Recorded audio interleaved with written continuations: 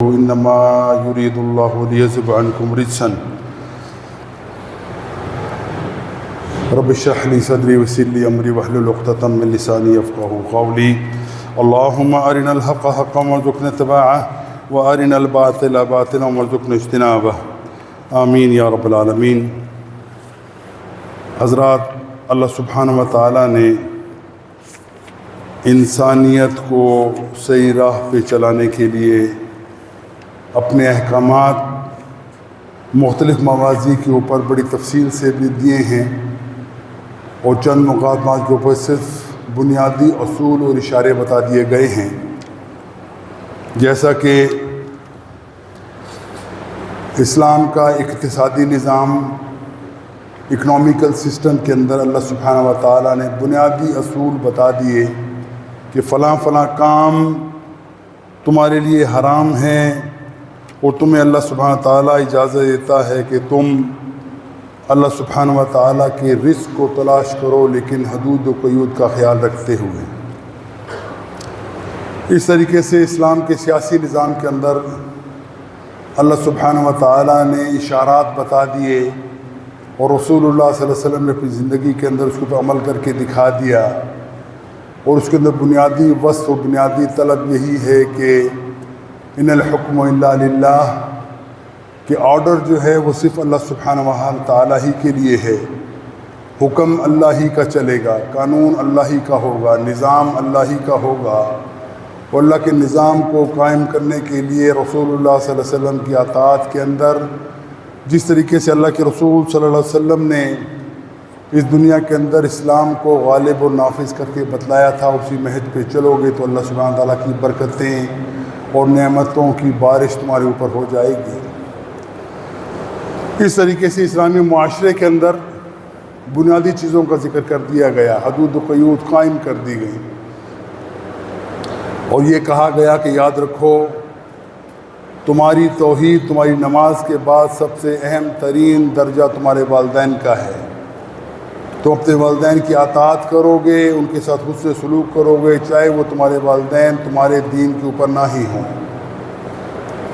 اگر کوئی شخص ایسا ہے جس کے والدین غیر مسلم ہیں، اللہ تعالیٰ نے اس شخص کو اگر دین کی ہدایت عطا فرما دی ہے تو پھر بھی اس کے ذمہ یہ لازم ہے کہ اپنے ماں باپ کے ساتھ حسن سلوک کرے، ماں باپ کو کبھی دھتکارے نہ، ماں باپ کی کبھی بے عزتی نہ کرے، ماں باپ کے ساتھ کبھی زبان درازی نہ کرے، بلکہ فرمایا گیا اپنے کندھوں کو جھکا کے رکھو اپنے ماں باپ کے سامنے، کہ یقیناً تمہاری ماں نے جس طریقے سے تمہاری پرورش کی ہے، تمہاری ماں نے جس مصیبتوں کے ساتھ تمہیں جنم دیا ہے، پہلے اپنے جسم کا خون تمہیں 9 مہینے تک پیٹ کے اندر پلایا ہے، اس کے بعد تمہیں 2.5 سال تک اپنا دودھ پلایا ہے، اپنے جسم کا ٹکڑا تمہیں دیا ہے، تو اس کا تم کبھی حق ادا نہیں کر سکتے۔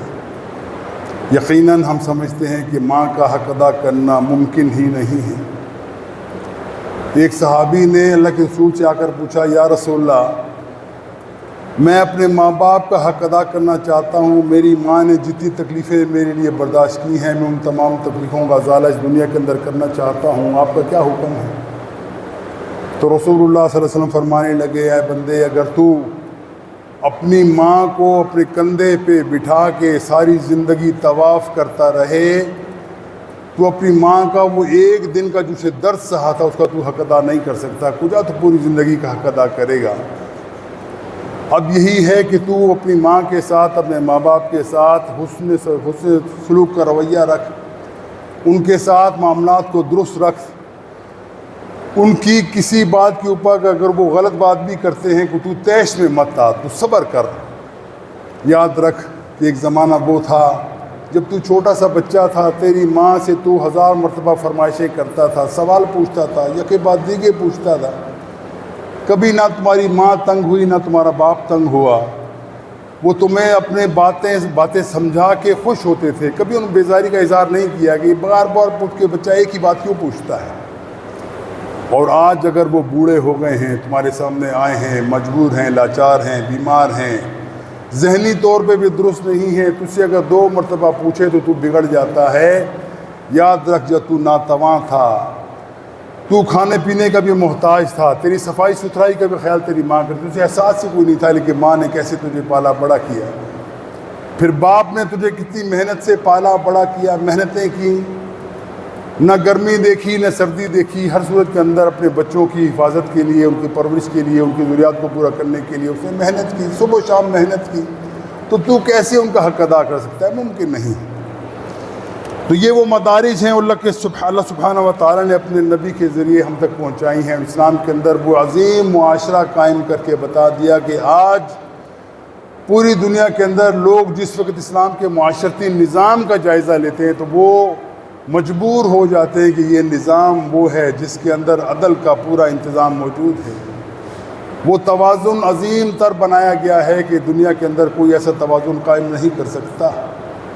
ایک عورت کو جو مقام اللہ سبحانہ و تعالیٰ نے دیا ہے اسلام کے اندر، پوری دنیا کے مذاہب کے اندر اس کا تصور نہیں کیا جا سکتا۔ آج کل کے نام نہاد سویلائزڈ قومیں، غرب، امریکہ اور یورپ، جو اپنے آپ کو دنیا کا اور انسانیت کا ٹھیکیدار سمجھتے ہیں، ان کا حال اب بھی یہ ہے کہ وہ عورت کو جائیداد کے اندر حصہ دینے کو بھی تیار نہیں، وہ عورت کو نچلے درجے کی مخلوق سمجھتے ہیں۔ جب تک بچہ ہے پالیں گے، وہ بھی حکومت سے معاوضہ لے کر پالیں گے، اور جب اگر ماں باپ بوڑھے ہو جائیں تو ایسے ناہنجار موجود ہیں جو اپنے والدین کو جا کر اولڈ ہاؤسز میں داخل کر کے آ جاتے ہیں۔ ماں باپ جنہوں نے بچوں کو محنت کر کے پالا ہے، وہ اپنے بچوں کی شکلیں دیکھنے کو ترستے ہیں۔ کرسمس کا موقع آتا ہے تو ایک آدھ گھنٹے کے لیے اگر کوئی اپنے ماں باپ سے ملنے چلا جائے تو ان ماں باپ کی حالت دیکھنے کی ہوتی ہے کہ وہ بیچارے اپنے بچوں کو دیکھ کے ترستے ہیں، اپنے دل کو تسلی دیتے ہیں، لیکن بچے ایسے ہیں کہ وہ ان کے ساتھ ایک گھنٹہ بیٹھنا بھی پسند نہیں کرتے، اٹھ کے بھاگ جاتے ہیں۔ جبکہ اسلام کا معاملہ آپ دیکھ لیجئے کہ اس ماں جس کو غرب وہ جا کے چھوڑ آتا ہے اولڈ ہاؤسز کے اندر، وہ ماں جب مسلمان معاشرے کے اندر آتی ہے تو تمام گھر کے افراد، تمام بچے اپنی پوری کوشش کر کے ماں کی خدمت کرتے ہیں، ہر قسم کی فرمائشیں پوری کرتے ہیں کہ اگر بیماری ہو جائے تو اس ماں کے آگے پیچھے بیٹھتے ہیں اور یہ سمجھتے ہیں کہ یہ ماں، اس کے پیروں کے نیچے میری جنت ہے، میں نے اپنی جنت کو حاصل کرنا ہے، اس کے لیے وہ محنت کرے گا، تگ و دو کرے گا، جو چاہے گا وہ کرے گا۔ الحمدللہ یہ تمام وہ احکامات ہیں جو اللہ سبحانہ و تعالیٰ نے مسلمانوں کے لیے ارشاد فرمائے ہیں۔ حضرات اس سلسلے کے اندر یاد رکھ لیجیے، اسلام کے معاشرتی نظام کے اندر مرد اور عورت کی حدود کا تعین کر دیا گیا ہے، اور آج آپ دیکھ لیجئے ان حدود کو پس پش ڈال کر، ان سے اعراض برس کر آپ دیکھ لیجئے غرب کا کیا حال ہے۔ ایک محتاط اندازے کے مطابق یورپ اور امریکہ کے اندر بچوں کو معلوم نہیں ہوتا کہ ان کا باپ کون ہے۔ شادی کیا جو وہ مسئلہ ہے وہ ہمارے لیے لازم ہے، لیکن وہ اپنے لیے اس کو مصیبت سمجھتے ہیں۔ ایک آزادانہ جانوروں والی زندگی گزارنے کو وہ پسند کرتے ہیں، اور کسی سے پوچھا جائے کہ تم کیوں گھر گھرستی کی زندگی نہیں کرتے، کون ان بکوڑوں میں پڑے؟ پوچھا جائے کہ تم کیا مذہب، کس مذہب پہ ہو، کہتے ہیں آئی ڈونٹ بلیو اینی مذہب، کوئی ریلیجن کے اوپر ان کا بلیو نہیں ہے۔ اور اس کے ساتھ ساتھ وہ یہ ہے کہ وہ اپنے اوپر پابندیاں بھی نہیں لگانا چاہتے۔ بہت کم لوگ ہیں جو اپنے آپ کو پابند کرتے ہیں کہ وہ گھر کا ایک معاملہ سسٹم چلائیں تاکہ ان کے بچے ہوں، ان کی پرورش کریں، لیکن اکثر و بیشتر کا معاملہ یہ ہے کہ ان چیزوں سے بالکل اپنے آپ کو مبرہ سمجھتے ہیں، اپنے آپ کو کسی مصیبت میں ڈالنا نہیں چاہتے۔ یہی وجہ ہے کہ اسلام کے اندر جو خاندان کا ایک نسب کا معاملہ چلا ہے، جس کی حفاظت ہر شخص کرتا ہے، ہر شخص یہ جانتا ہے کہ میرا باپ کون ہے، میرا دادا کون ہے، میری وراثت کہاں تک جاتی ہے، پیچھے تک ان کو یاد ہوتا ہے معاملہ، لیکن وہاں یہ چیزیں ختم ہو کے رہ گئی۔ اور حال اب یہ ہے کہ امریکن نے ایک تجزیے کے مطابق 55% بچے ایسے ہیں جن کو اپنے باپ کا پتہ ہی نہیں ان کا باپ کون ہے۔ اس مشکل سے نکلنے کے لیے پھر طریقہ کیا اختیار کیا گیا کہ باپ کا تو پتہ نہیں چل سکتا باپ کون ہے، کیونکہ وہ ماں جب جوان ہوتی ہے اس کے اوپر ہر قسم کی لالچی اور گندی نگاہیں ڈالی جاتی ہیں، جو بوڑھی ہو جاتی ہے اٹھا کے اس میں ڈال دیا جاتا ہے۔ اب اس کی اولاد جو ہے پتہ نہیں چلتا کس کی، شادی شدہ تو ہے نہیں لیکن اولاد اس سے ہو جاتی ہے، وہ پھر کیا کرے؟ حکومت نے یہ سوچا کہ اس کا حل یہ ہے کہ ہم ہر بچے کے نام کے ساتھ اس کی ماں کا نام لگایا جائے۔ وہ تو کنفرم ہے ماں کا نام، باپ کا نام کنفرم نہیں ہوتا۔ اور آج آپ دیکھ لیجئے کوئی بھی پاسپورٹ آپ کا ہو، کوئی امریکن ہو، یورپین ہو، آپ دیکھیں بالعموم وہاں کے اوپر بچے کے ساتھ اس کی ماں کا نام لکھا جاتا ہے، باپ کا نام لکھا ہی نہیں جاتا۔ اس سے اندازہ لگا لیجیے کو معاشرے کا بگاڑ کتنا ہے۔ اور اس کا نتیجہ یہ ہے کہ اس وقت وہاں پہ ہائی اسکول تک پہنچنے والی تمام لڑکیوں میں سے تقریباً 70-80% ایسی لڑکیاں ہیں جو شادی سے پہلے ہی اپنی عصمت کو لٹا چکی ہوتی ہیں۔ اس وجہ سے ان کا خاندانی تمام نظام بگڑ کے رہ گیا ہے۔ اور اس کے مقابلے کے اندر آپ دیکھ لیجئے مسلمانوں کا حال دیکھ لیجئے، مسلمان کس حال کے اندر، بے شک بے دوری ہو، بے دینی ہو، دین سے دوری ہو، اعراض ہو، غفلت ہو، سستی ہو، لیکن ہمارے خاندان کا نظام برقرار ہے۔ اور اس کو برقرار رکھنے کے لیے اللہ سبحانہ و تعالیٰ نے جو قانون وضع کیے ہیں وہ یہ ہے کہ مرد اور عورت کا دائرہ کار مختلف کر دیا گیا۔ عورت کا کام کیا ہے؟ وہ اپنے گھر کے اندر رہے، بچوں کو پالے۔ اور یہ بڑی عجیب بات یہ کبھی ہماری بات ہوتی کہ جب زمانے میں ہمارا تبلیغ کا کام ہوتا تھا، انگریزوں کے ساتھ ہم کام کرتے، وہ حیران ہوتے تھے کہ یہ کیسے ممکن ہے کہ تمہاری گھر کے اندر خواتین بیٹھی ہیں، 4-5 بہنیں ہیں، بیوی ہے، مائیں ہیں، وہ کوئی کام نہیں کرتی۔ یہ تصور ان کے یہاں نہیں ہے۔ ان کے یہاں جس طریقے سے مرد کو محنت کرنا پڑتی ہے، اس طرح عورت کو بھی محنت کر کے اپنی زندگی اور بود و باش اختیار کرنے کے لیے محنت کرنا پڑتی ہے، ورنہ اس کو معاشرے کے اندر مقام نہیں رہتا کچھ۔ لیکن ہمارے یہاں کیا ہے کہ ہماری بیٹی ہے، جب بیٹی پیدا ہوتی ہے ماں باپ فخر سے بتاتے ہیں ہماری بیٹی پیدا ہوئی، اس کی بود و باش کرتے ہیں، تربیت کرتے ہیں، اس کی صبح شام کوشش کرتے ہیں اس کو بہتر کھلایا پلایا جائے، محنت کی جائے، محبت کی جائے۔ اور محبت بھی ایسی کہ اللہ کے رسول فرماتے ہیں جس کے گھر کے اندر بیٹی پیدا ہوئی سمجھو اس کے گھر کے اندر رحمتوں کا نزول ہو گئے۔ ایک بیٹی ہو، پھر اللہ کے رسول فرماتے ہیں جس طرح سے 2 بیٹیوں کی پرورش کی، ان کو پالا پوسا بڑا کیا، صحیح مسلمان بنایا، قیامت والے دن وہ شخص میرے ساتھ ایسے ہوگا جیسے میری 2 انگلیاں ہیں۔ اس شخص کو اتنا اعزاز اللہ تعالیٰ نے بخشا۔ پھر اس کے بعد ہماری بہن ہے، بہنوں کا ہم کتنا خیال کرتے ہیں، جب تک ماں باپ ہے ان کی ذمہ داری ہے، اور خدا نہ خواستہ اگر ماں باپ کسی کے فوت ہو گئے ہیں تو بہنوں کی ذمہ داری بھائیوں کی ذمہ ہے، اور بھائی اس کو نبھاتے ہیں۔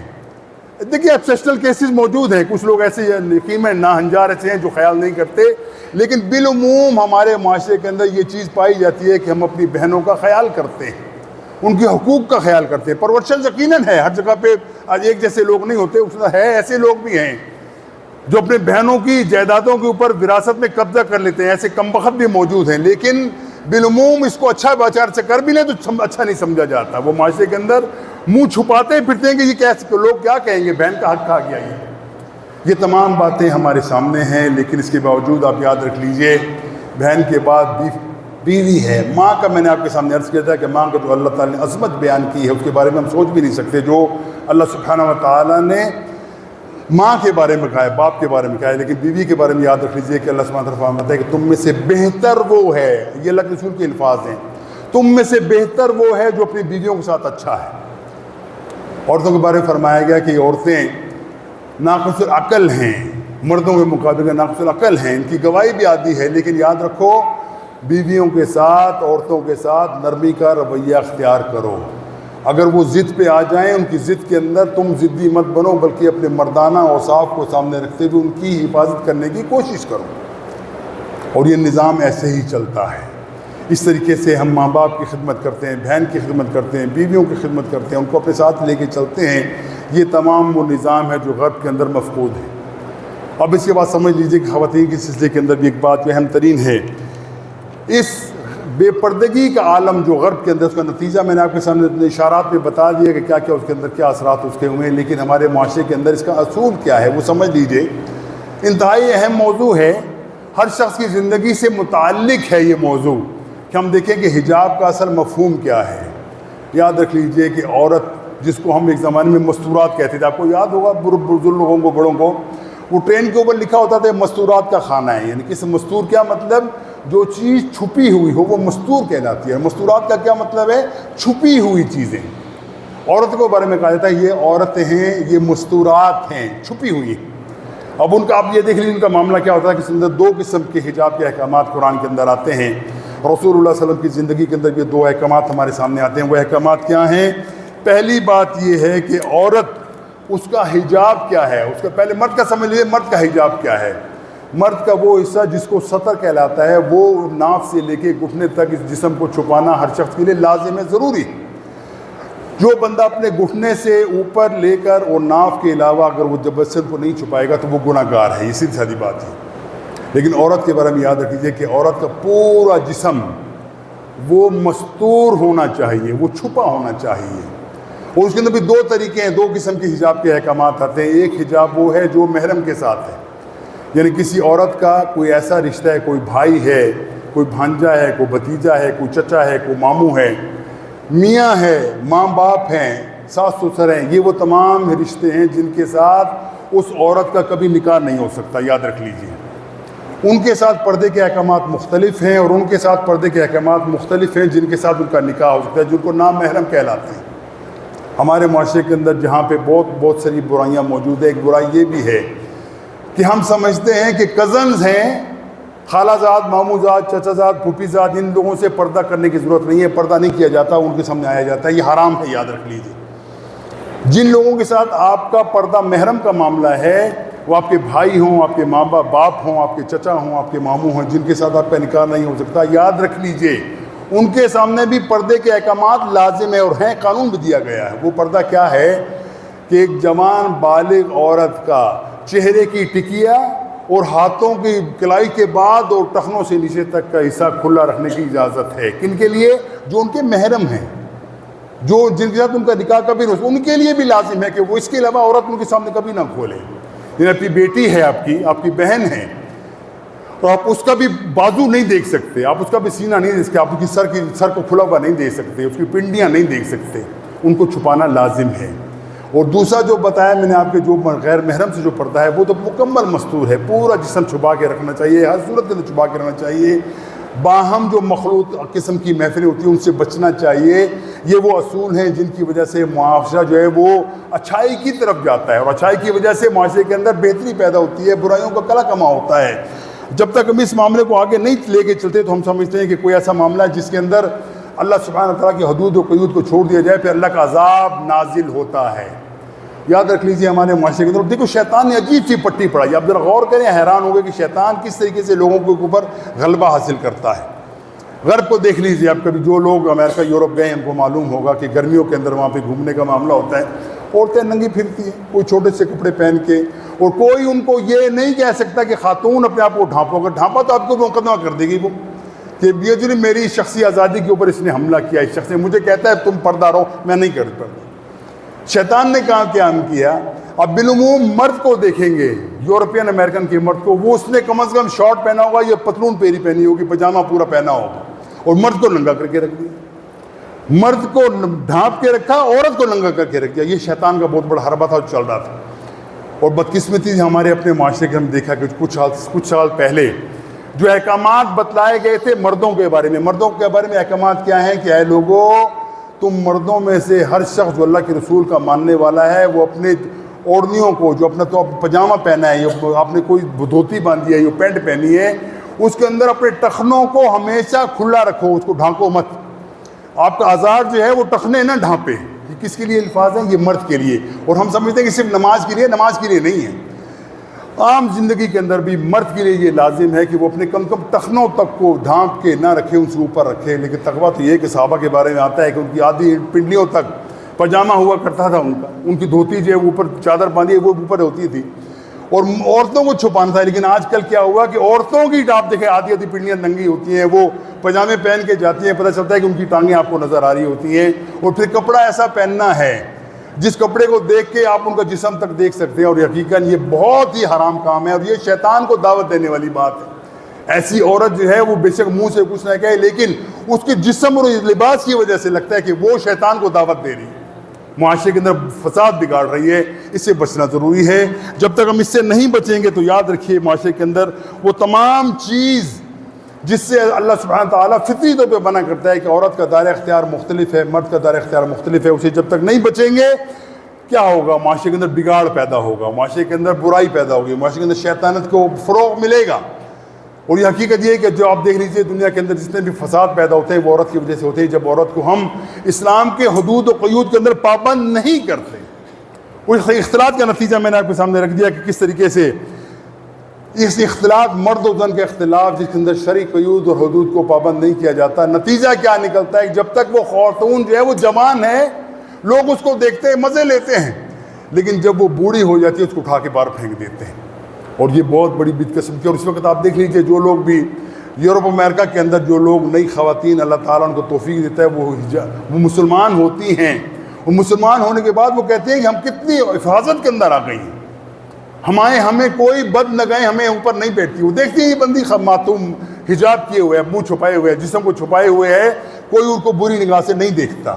لیکن جو عورتیں ننگی پھرتی ہیں ان کا خبر میں آپ خود سوچ لیجیے کہ کس طریقے سے لوگوں کی شیطانی نگاہیں ان کے پیچھا کرتی ہیں, ان کو ستاتی ہیں. شروع میں وہ خوش ہوتی ہیں, بعد میں پریشانی بن جاتی ہے ان کے لیے. جب اسلام کی حدود و قیود کو آپ چھوڑ دیں گے پھر یہی ہوگا جو ہمارے معاشرے کے اندر اس وقت عرب معاشرے کے اندر ہمارے مسلمانوں میں بھی اس وقت بدقسمتی سے ہمارے ہاں خواتین کی اور عورتوں کی ایک بہت بڑی تعداد آتی ہے. وہ بھی آئیڈیل اپنے لیے وہ یورپ کو سمجھتی ہیں, اور یورپ کی خواتین اپنے پورے معاشرے سے بیزار بیٹھی ہیں کہ ہمارے ساتھ کیا ہو رہا ہے, یہ ہمیں کھلونا بنا کے رکھا ہوا ہے ان لوگوں نے, اور جب ان کا جی چاہتا ہے ہمیں اٹھا کے پھینک دیتے ہیں. اور یہی اندازہ لگا لیجیے کہ وہاں پہ پہلے تو شادیاں ہی نہیں ہوتی ہیں, شادیاں ہو بھی جائیں طلاق کی ریشیو اتنی زیادہ ہے کہ بندہ پریشان ہوتا ہے کدھر جائے, کس سے بات کرے. اور اس کے اندر ہمارے جو مسلمان لوگ وہاں پہ رہتے ہیں اللہ تعالیٰ ان کو توفیق دیتا ہے اپنے آپ اپنا تشخص برقرار رکھنے کے لیے ان کو لازماً اسلام کے اوپر چلنا پڑتا ہے, مجبوراً چلنا پڑتا ہے. شروع کے اندر پریشانی ہوتی ہے لیکن بعد میں کہتے ہیں کہ ہم نے اپنے آپ کو نمایاں کرنا ہے کہ ہم مسلمان ہیں, ہمارا عقیدہ ہے, ہمارے حدود قیود ہیں, ہمارے حجاب کے احکامات ہیں جو قرآن کے اندر بیان کیے گئے, ہم نے ان کے اوپر عمل ہر حالت میں کرنا ہی کرنا. اس وجہ سے وہ مسلمان ہوتے ہیں. اور آپ نے دیکھا کہ جس وقت جو نئے مسلمان ہوتے ہیں وہاں پہ ان کی حدود ہے. ہمارے ایک ساتھی تھے بتایا کرتے تھے وہ جب یہاں سے گئے تو انہوں نے جا کے وہاں پہ کسی ادارے میں کام کیا, کوئی اس کے اندر خواتین بھی تھی مرد بھی, تمام لوگ کام کرتے تھے. ایک عورت وہاں سے جو لڑکی تھی اس کے ساتھ یہ بندہ بات کرتا تھا. مسلمان بھی کیسا, ہمارے آپ جیسا مسلمان, شاید کبھی نماز پڑھ لیتے کبھی نماز بھی نہ پڑھے, دین کا اس کو کچھ بھی پتہ نہیں, لیکن نام عبداللہ ہے, اس کا نام عبد الرحمن ہے. وہ لڑکی کو جب اس نے دعوت دی اللہ تعالیٰ نے توفیق دی کہ وہ عورت مسلمان ہونے کو تیار ہو گئی. جب وہ مسلمان ہوئی آگے قصہ درد دل والا ہے, آپ سنیے تک اب دیکھیے کہ ہمارا حال کیا ہے دنیا کے اندر. وہ لڑکی مسلمان ہو گئی, اس لڑکے نے کہا چلو یہ مسلمان ہو گئی, میں اس کو دعوت دیتا ہوں, مسلمان تم ہو گئی ہو, آؤ شادی بھی ہم کر لیتے ہیں, جائز طریقے سے زندگی گزاریں گے. تو اس لڑکی نے کہا درست ہے کہ تو اپنے آپ کو مسلمان کہتا ہے, درست ہے کہ میں بے دین تھی, میں کرسچن تھی, میں نے دین کو قبول کیا ہے, لیکن یاد رکھ جب تک خود تو مسلمان نہیں بنتا میں تیرے سے شادی نہیں کر سکتی. تو مجھے جو کچھ کہتا رہا وہ بات سچ تھی, میرے دل کے اندر اثر کیا اور میں مسلمان ہو گئی, لیکن تجھے چاہیے کہ تو مسلمان بن, ایک دفعہ بن کے دکھا کہ واقعی تو مسلمان. تیری ساری زندگی میں دیکھتی ہوں تو جو احکامات تو مجھے بتاتا ہے, قرآن و حدیث کی باتیں بتاتا ہے, اس کے مخالف جاتی ہیں ساری. تو میں سمجھتی ہوں پہلے تو خود مسلمان بن پھر مجھ سے بات کرنا کہ واقعی ہمیں زندگی اکٹھے گزارنی چاہیے. تو یہ ہمارا یہ حال ہے, ہمارا یہ حال ہے کہ ہم دین کے اوپر خود عمل پیرا نہیں ہیں. نام ہمارا مسلمانوں جیسا ہے, دین کا نام ہم صبح شام لیتے ہیں, اندر سے ٹٹول کے دیکھا جائے تو شیطان کا گھر بنائے ہم بیٹھے, شیطان کے سب سے بڑے ایلچی, سب سے بڑے سفیر ہم نظر آتے ہیں اس معاملے کے اندر. اور یہی وجہ ہے کہ دنیا کے اندر مسلمانوں کا نام بدنام ہے. آج پوری دنیا کے اندر چلے جائیے, مسلمان کے نام سے لوگ بدکتے ہیں. ان کو معلوم ہے کہ دنیا کا ہر برائی مسلمان کے اندر موجود ہے, خیانت مسلمان کے اندر موجود ہے, اس کے علاوہ بے حجابی مسلمان کے اندر موجود ہے, بے ایمانی اور جھوٹ مسلمان کے اندر موجود ہے. تو مسلمان کہاں ہو گیا؟ یہ ایک ایسا مسلمان ہے جو اللہ تعالیٰ کے احکامات کو توڑنے کے لیے ہم وقت تیار رہتا ہے. کوئی صحیح بات بتائی جائے بول جی میں نے اپنی قبر میں جانا ہے, میں درست کر لوں. بھائیو یہ حقیقت ہے. ہمارے مسلمانوں کو سب سے بڑا اس وقت بدقسمتی ہماری یہ ہے کہ ہمارے مسلمانوں میں سے ہر مسلمان کو چلتی پھرتی دعوت کا نشان ہونا چاہیے تھا. جو مسلمان گھوم پھر رہا ہو پتہ چلے یہ بندہ, اس کی حلیے سے دیکھو, اس کی عادات سے دیکھو, اطوار سے دیکھو, اس کے لباس سے دیکھو, اس کے اخلاق سے دیکھو, یہ بندہ مسلمان ہے. یقیناً یہ ہماری پہچان ہونا چاہیے تھی, لیکن آج کل ہماری وہ پہچان نہیں رہی. ہم بے ایمانی کے اندر, جھوٹ کے اندر سب سے آگے ہوتے ہیں. اور میں آپ کو ایک اور بڑی دل جلانے والی بات دوسری آپ کو بتا دوں, وہ یہ تھا کہ ایک بندہ تھا, وہ کوئی یورپین بندہ تھا, اس نے ایسا کیا کہ جب کہیں دوسرے ملک جانے لگا, اس کو کوئی پڑوسی تھا, یہ روم میٹ تھا, اس کو کہا بھی تو میں تو فلاں جگہ پہ جا رہا ہوں اتنے عرصے کے لیے, میں تمہیں اپنا فلاں جگہ سامان جو ایمانتاً تمہیں دے کے جا رہا ہوں, جب واپس آؤں گا میں تم سے لے لوں گا. وہ بندہ 4-5 مہینے بعد گیا اور واپس جب آیا, اس سے مطالبہ کیا, اس سے اپنے اس مسلمان سے, لیکن وہ بندہ کرسچن تھا. کہنے لگا کہ میں نے تمہیں فلاں چیزیں رکھوائی تھیں. اس نے کہا ہیو یو اینی پروف, تو آپ کو کچھ ثبوت ہے؟ پر ثبوت تو میرے پاس کوئی نہیں ہے, لیکن تم مسلمان ہے, میں سمجھا تم پہ ٹرسٹ کر سکتا ہوں, میں نے تیرے پاس چھوڑی ہوں. بولتا ہے میں نے تمہارا کوئی سامان نہیں دینا. انکار کر دیا اس نام نہاد مسلمان نے، اس عیسائی کے امانت دینے سے انکار کر دیا۔ وہ بندہ گیا، اس نے کیا کروں، بڑے پریشان بیٹھا رہا۔ اس کے بعد وہ گیا کسی اپنے ان کے پادری کے پاس، کہنا بھائی تمہارا ایک بندہ، تمہارا ایک مسلمان ہے، کسی مولوی کے پاس وہ بندہ گیا عیسائی، کہنے لگا یہ تمہارا فلاں بندہ ہے، اس سے میں نے سامان رکھوایا تھا، وہ انکار کر گیا، میں اس کا کیا کروں؟ اس نے کہا چلو تم یہاں بیٹھو، میں اس نے اس کو خط لکھ کے دیا بند کر کے کہ تم کھول کے نہیں دیکھنا، اس کو لے جا کے دے دو۔ وہ خط لے جا کے اسے بندے کو دیا، اور جب بندے نے خط پڑھا تو اس کو فوراً سامان نکال کے اس کو دے دیا۔ بڑا حیران ہوا، یار عجیب بات ہے، کتنے وہ انکاری کر رہا تھا، اتنا میرا مال ہڑپ کرنا چاہ رہا تھا، وہ دے دیا اس نے مجھے۔ بولے مجھے بتاؤ اس میں لکھا کیا ہے؟ بولے کوئی ضرورت نہیں، بتاؤ کیا لکھا۔ جب احتجاج کیا، اس نے تھوڑی سی کوشش کی تو اس بندے نے خط دکھایا، اس نے لکھا ہوا تھا، مولوی صاحب نے لکھا تھا، وہ جو بندہ اسکالر تھا اس نے لکھا تھا، تمہاری حرکتوں سے لگتا ہے کہ تم اسلام چھوڑ چکے ہو، اگر تم اسلام چھوڑ کے غیر مسلم ہو گئے ہو تو تم جو مرضی جی جائے کرو، اللہ تعالیٰ تمہیں پوچھ لے گا، لیکن اگر تم مسلمان ہے تو حق ادا ہے کہ تم امانت کے حوالے کر۔ اس بندے نے پڑھنے اپنے سر سے اٹھا کے دے دی، اللہ نے اس کے اندر پھر بھی بہتری پیدا کی۔ تو بھائیو ہمارا حال تو یہ ہے دنیا کے اندر، اور یہ معاملہ صرف ایک بات کا نہیں ہے، جس کو ٹٹول کے دیکھو گے آپ کو یہ نظر آئے گا کہ اسلام کے معاملے کے اندر یہ لوگ عملی طور پہ نہیں ہیں۔ اور یہی جب کہا گیا کہ ہمارے مسلمانوں کے اندر ایک بندے نے کہا تھا، بڑی پیاری بات کی، جو نیا مسلمان ہوا، بڑا اسکالر تھا امریکن کا، اس نے کہا کہ جب مسلمانوں کو میں دیکھتا ہوں تو پریچنگ بہت زیادہ ہے، تبلیغ ہے، دعوت کام ہے، نیکی کا بنا کے دعوتیں دیتے رہتے ہیں، لیکن پریکٹسنگ جو ہے وہ تقریباً صفر ہے، یعنی پریکٹسنگ بالکل نہیں ہے، پریچنگ بہت زیادہ ہے۔ اور یہی سب سے بڑی وجہ ہے جس کا قرآن کا فتویٰ لگاتے ہیں، یا ایھا الذین آمنوا لما تقولون ما لا تفعلون کبر مقتا عند اللہ ان تقولوا ما لا تفعلون۔ اے لوگو ایمان کا دعویٰ کرنے والو، تم وہ بات کیوں کہتے ہو جس کے اوپر عمل نہیں کرتے؟ ہمارا حال یہی ہے بھائیو، یہ فتویٰ ہمارے اوپر لگتا ہے کہ ہم کہنے کو بڑی اچھی باتیں کرتے ہیں، اسلام کا نام لیتے ہیں، دعوتی کام بھی کرتے ہیں، لیکن جب عملی زندگی کو ٹٹول کے دیکھا جائے پتہ چلے گا کہ تہی دست ہیں، کچھ بھی ان کے پاس نہیں ہے، صرف زبانی اپنی بات کرنے کو تیار ہیں، عمل کے اندر یہ موجود نہیں ہے۔ جبکہ صحابہ کا طرز عمل کیا تھا؟ کوئی بندہ اگر کسی غیر مسلم معاشرے کے اندر چلا جاتا تو طرز عمل سے پہچانا جاتا کہ یہ بندہ کسی اصول کے اور ضابطے کا پابند ہے۔ وہ کسی کو دعوت نہ بھی دے، اس کی چلتی پھرتی زندگی اس کے لوگوں کے لیے دعوت کا بے شک ہم ہوتی۔ آپ کو معلوم ہے ایک زمانے کے اندر حضرت عمر رضی اللہ تعالیٰ کے زمانے کے اندر معاملہ ہوا تھا، مسلمانوں کا دور کا سفر تھا، روم کا سفر تھا، وہاں پہ جنگ کا معاملہ تھا۔ مسلمان جو ہیں وہ آج کل کا معاملہ نہیں ہے کہ 2 گھنٹے میں بیٹھے تو آپ شام پہنچ گئے، 4 گھنٹے میں پہنچ گئے، ہفتے لگتے تھے وہاں پہنچنے کے لیے۔ مسلمان وہاں سے نکلے ہیں، اپنے حرم سے نکلے، مدینہ سے مکہ سے اکٹھے ہوئے مسلمان ہزاروں کا لشکر لے کے وہاں پہ پہنچے۔ انہوں نے یہ ایک طریقہ سوچا کہ ہم ایسا کرتے ہیں، مسلمانوں کو ورغلاتے ہیں، ہم اس سے لڑ تو نہیں سکتے، پتہ ہے یہ عجیب سی قوم ہے، سمجھ نہیں آتی ان کو، لیکن ہم کیا کرتے ہیں کہ ہم ان کو ورغلاتے ہیں۔ ورغلانے کا طریقہ کیا سوچا؟ اپنی خوبصورت ترین عورتوں کو نیم عاریہ کر کے ان کے سامنے لے آئے، اور ان کا طرز عمل آپ دیکھیے ان مسلمانوں کا، جن کی تربیت اللہ کے رسول نے کی تھی، صحابہ تھے وہ، ان کی تربیت کا معاملہ یہ ہے کہ وہ کہتے تھے، رومی کہتے تھے کہ ہمیں لگتا ہے کہ یہ بندے مرد ہی نہیں ہیں، کسی شخص نے اٹھا کے ان عورتوں کی طرف نہیں دیکھا۔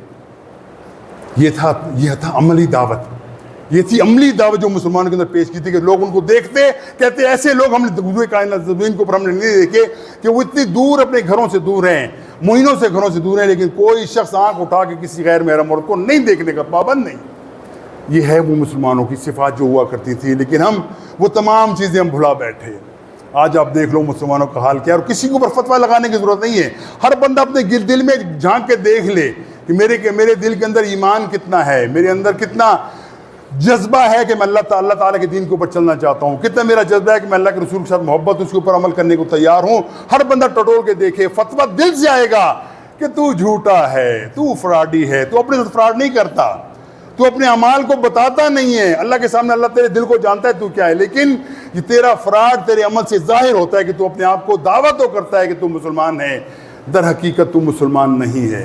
مسلمان بن جا، اگر مسلمان بن جائے گا پھر کیا ہوگا؟ یدخلون فی دین اللہ افواجا۔ جب مسلمانوں کی آپ دیکھتے ہیں، جب وہ مسلمان بن جائیں گے تو وہ دعوت کیا ہوگی کہ اللہ کی دین کے اندر لوگ فوج در فوج داخل ہوں گے، تمہیں دیکھ کے کہ یہ بندے دین پہ چلنے والے ہیں، یہ اپنے جو مسیح کا ذکرار منہ سے کرتے ہیں اس کے اوپر عمل پیرا بھی ہونے والے ہیں۔ اللہ تعالیٰ تمہاری وجہ سے ان لوگوں کو ہدایت نصیب فرمائے گا۔ اور آج یاد رکھ لو پوری دنیا کے اندر، اے مسلمانوں، نام کے مسلمانوں، یاد رکھو تم ایک بہت بڑا رکاوٹ ہو ان لوگوں کے لیے جو لوگ اس وقت دین سے دور ہیں. آپ کو معلوم ہے یہ 3-4 سال کے اندر تعداد سے ہزاروں کے تعداد سے مسلمان ہوئے ہیں لوگ یورپ اور امریکہ کے اندر مسلمان ہوئے. وہ کس وجہ سے؟ میرے اور آپ کے اعمال کی وجہ سے، میرے اور آپ کی دعوت کی وجہ سے نہیں. انہوں نے ہمیں دیکھا کہ یہ لوگ کیا کر رہے ہیں، ان کی کتابوں میں کیا لیں. جس کو اتفاقاً کسی قرآن کی ایک تفسیر مل گئی، قرآن کی کتاب مل گئی، اس کا ترجمہ مل گیا، اور جس نے پڑھا اس کے بعد اس کا دعویٰ یہ ہوتا ہے. ہمارے ایک دوست ہے اسٹیفن کائٹ کے نام سے، بڑے مشہور پاپ سنگر تھے برطانیہ کے. جب وہ پہلی مرتبہ آئے تھے تو ان کو میں نے ریسیو کیا تھا، ان کو میں نے گھمایا پھرا تھا جہاد کے زمانے کے اندر.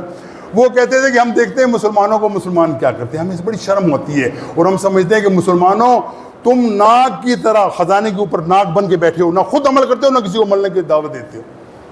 وہ کہتا ہے کہ میں تو بے دین تھا، مجھے آج تک کسی بندے نے نہیں کہا کہ تو دین کی طرف آ جاؤ. بولتا ہے میں بیمار ہو گیا ایک مرتبہ، اور بڑا تگڑا آدمی تھا وہ، ایک شو کے اپنے لاکھوں پاؤنڈ لیتا تھا وہاں پہ. ان کا میوزک کنسرن کا کوئی بینڈ سینڈ تھا اس کا، اسٹیفن کائٹ کے نام سے. بعد میں اس کا نام یوسف اسلام رکھا گیا. رب الحمدللہ وہ بڑا زبردست، وہ اسلامک ریلیف کے نام سے بڑا کام کر رہا ہے پوری دنیا کے اندر. بولتا ہے میں بیمار ہو گیا کسی طریقے سے، اور میں نے کہا یار چلو بیمار ہو گیا ہوں، ویسے کرسچن تو میں تھا ہی تھا، تو بجائے یہاں پہ علاج کرنے کے میں کیوں نہ یروشلم چلا جاؤں. وہ یروشلم چلا گیا، وہاں بولا بیمار ہے وہاں علاج بھی کرواؤں گا. وہیں رہا وہ، اسرائیل میں چلا گیا، وہاں پہ ہاسپٹل میں داخل ہوا. اس کا بھائی اس کے ساتھ تھا، اس کا بڑا بھائی تھا. اس کا بھائی کہتا ہے ایک دفعہ میں بازار گیا، میں نے دیکھا وہاں پہ کوئی بک شاپ کے اوپر میں نے کوئی کتاب پڑھی تھی، پتہ چلے قرآن ہے، مسلمانوں کی کتاب ہے. اس نے کہا چلو لیتے بھائی کو دے دیتے. اس شخص نے یہ قصہ اس نے مجھے خود اپنے خود زبانی بتایا. وہ بندہ وہ کتاب لے کر آیا، مجھے دیا، میں بیمار تھا، بیڈ پہ پڑا ہوا تھا، میں وہ کتاب پڑھنا شروع کر دی. میں اور کتاب پڑھی تو اللہ تعالیٰ جس کو دیکھو ہدایت دیتا. لایا کون؟ اس کا بھائی. پڑھنے والا کون ہے؟ اس کا چھوٹا بھائی جو بہت بڑا سٹار تھا وہاں پہ، ان دنوں میں ڈسکو سٹار کہلاتے تھے وہ لوگ.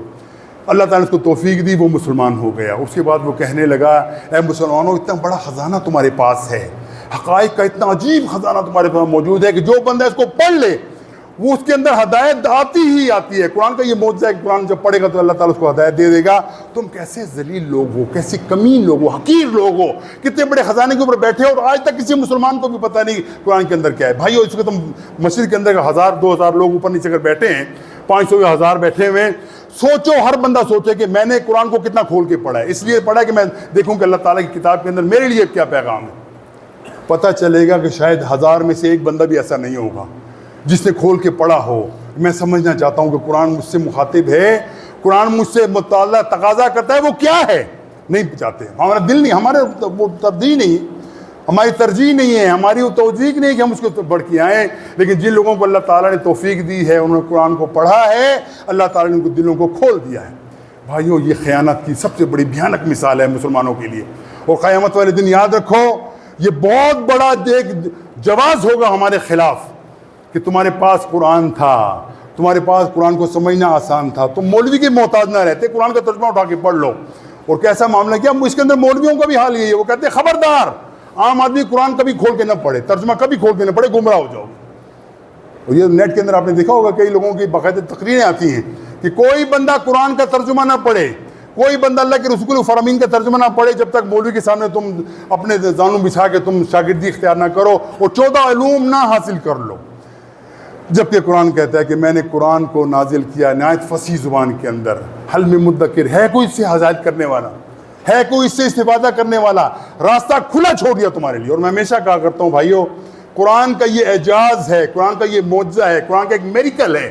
آپ قرآن کا صرف ترجمہ پڑھیں گے نا، آپ اللہ تعالیٰ آپ کے دل کے اندر سے تمام شکوک و شبہات، تمام شرکیہ اوہام کو اللہ تعالیٰ تمہارے ذہن سے محو کر دے گا، تمہیں توحید کی طرف لے آئے گا. لیکن ہم نہیں کرتے.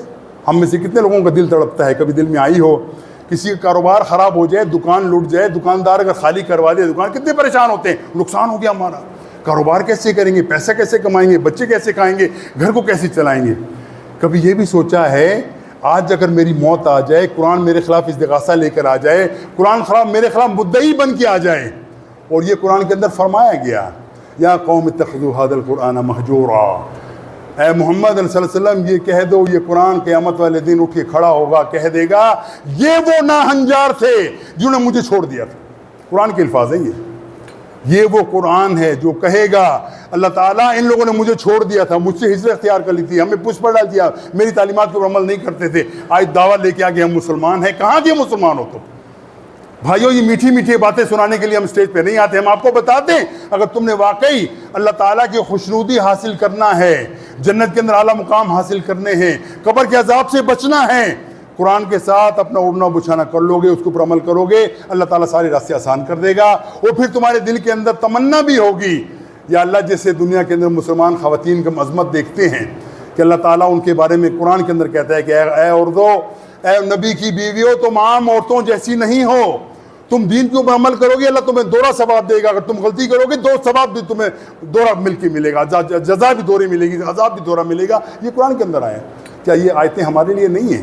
ہماری خواتین، ہماری بچیاں بغیر سر ڈھانپے وہ بازاروں کے اندر گھومتی پھرتی رہیں، یہ قرآن کی آیتیں ہمارے اوپر منطبق نہیں ہوتی ہیں، لیکن اس کا نتیجہ کب نکلے گا؟ جب آنکھیں بند ہو جائیں گی۔ جب آنکھیں بند ہوں گی، آپ کا حساب کتاب دنیا سے ختم ہو جائے گا، پھر یہ آپ کے تمام نام اعمال، جیسے ہم کہا کرتے ہیں نا صدقہ جاریہ، اگر کوئی نیکی کا کام کرو صدقہ جاریہ ہے، جب تک وہ معاملہ چلتا رہے گا، کوئی مسجد بنائی ہے، کوئی راستہ بنایا ہے، کوئی درخت بنایا ہے، کوئی یتیم کی خدمت کی ہے، کوئی طالب علم کی خدمت کی ہے، جب تک وہ استفادہ کرے گا آپ کو ثواب ملتا رہے گا۔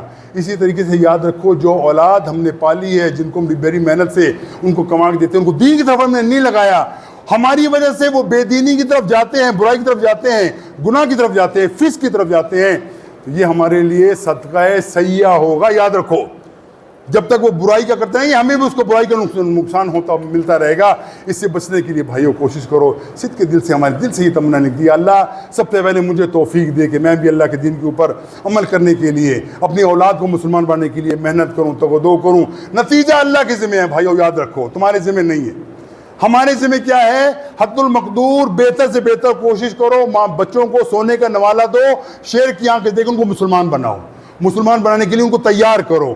بیچا اگر 8 سال کا 10 سال کا ہو گیا، اس کو زبردستی نماز کے لیے کھڑا کرو، یہ ذمہ ہمارے ہیں۔ باقی اس کو ہدایت دینا یہ میرے آپ کے ذمہ نہیں ہے۔ نوح علیہ السلام کا آپ ذکر دیکھتے ہیں، ہم سنتے چلے آئے ہیں، نبی ہیں، رسول ہیں، ان کا بیٹا ان کا مخالف ہو گیا، نوح کا کوئی قصور نہیں ہے۔ آزر ہے، نبی کا باپ ہے، ابراہیم علیہ السلام کا باپ ہے، بے دینی کی طرف ہے، آدم اس سے بری ذمہ ہے۔ پھر فرعون کی بیوی کو دیکھو، کتنی پیاری مثال اللہ سبحانہ نے قرآن کے اندر فرمائی ہے۔ فرعون کی بیوی ہے، جو بندہ کہتا ہے کہ میں رب ہوں، میں الہ ہوں، خدائی کا دعویٰ کرنے والا، بیوی اس کی مسلمان ہو جاتی ہے۔ اب فرعون کو اس میں کوئی کریڈٹ نہیں ہے، لیکن بیوی مسلمان ہو کے کہتی ہے میں اللہ کو ماننے والی ہوں، میں موسیٰ کے رب کے اوپر ایمان لاتی ہوں۔ اللہ تعالیٰ جس کو چاہے ہدایت دے دے، جس کو چاہے گمراہی کی طرف رکھ دے۔ میرے اور آپ کی ذمہ کیا ہے کہ ہم نے اس کام کو بھرپور لے کے چلنا ہے، اور جب تک چلتے رہیں گے اللہ تعالیٰ ہمارے گناہوں کو معاف کرے گا۔ اور عظیم بات میں آخری آپ کو بتا دوں، اگر آپ کے دل کے اندر یہ تمنا جاگ گئی اللہ جس سے پہلے جو کچھ ہوا سو ہوا، میں سچ کے دل سے ندامت اختیار کرتا ہوں، شرمندگی محسوس کرتا ہوں، اللہ تیرے حضور میں جھکتا ہوں، میں گناہوں سے معافی مانگتا ہوں۔ اللہ کے رسول فرماتے ہیں جو صدق کے دل سے توبہ کرتا ہے، اگر اس کے گناہ جو ہیں زمین سے آسمان تک ہوں، اللہ تعالیٰ سب کو یکجا شکل سب کو معاف کر دے گا۔ یہ اللہ تعالیٰ کی عظمت ہے۔ لیکن مانگنے والے تو بنے، کوئی اللہ تعالیٰ سے طلب کرنے والا تو بنے کہ مجھ سے غلطی ہوئی ہے۔ جب تک طلب کرنے کے مہلت کب تک ہے؟ جب تک تمہاری سانس باقی ہے، اللہ تعالیٰ تمہیں مہلت دیتا ہے۔ جب تمہاری سانس تمہاری حلق کی آنکھ میں پھنس گئی، یہ راستہ بند ہو گیا، اب کے بعد توبہ بھی قبول نہیں ہوتی۔ اللہ سے دعا ہے کہ ہمیں عمل کو توفیق عطا فرمائے۔ واخر دعوانا الحمدللہ رب العالمین۔